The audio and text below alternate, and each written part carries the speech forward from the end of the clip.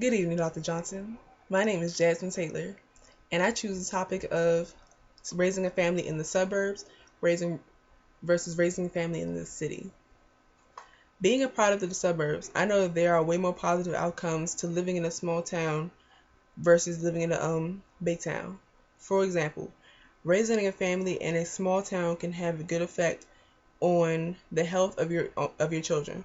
Living in a suburban area, there's least likely to have pollution than there is in the city.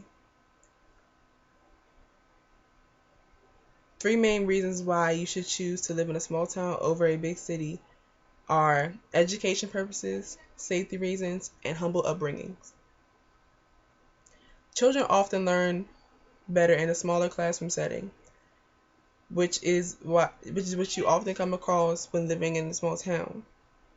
The classrooms are more close knit, more intimate with the teacher, and it's up close and personal with hands-on learning versus a big city school, whereas you would have 30 students and one teacher. Another point in living in a small town versus a big city, is the children often learn to be humble. Being humble is a very important trait to have growing up, um, as will help you in the workplace and things like that.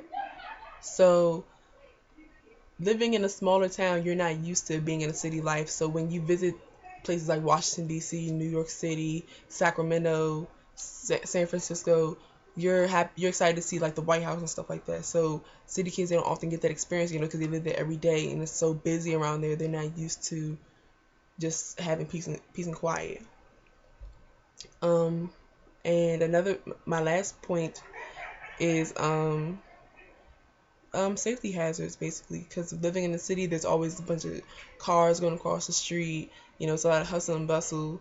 So you have to worry about your kids, making sure they're looking across the street both ways before they cross the street, and worrying about how they're getting to school, how they're getting back home from school, and things like that. But in a suburban area, you have a yard where your kids can play outside if they want to in their grass. You have a backyard for cookouts. Things are a lot slower. It's a least likely chance for a traffic incident to occur with your child because of the slow traffic, and there's crosswalks everywhere. So, in conclusion, the pros and cons of living in a small town do not even compare to the cons of living in a big city trying to raise a family. I hope you enjoyed my speech. Thank you.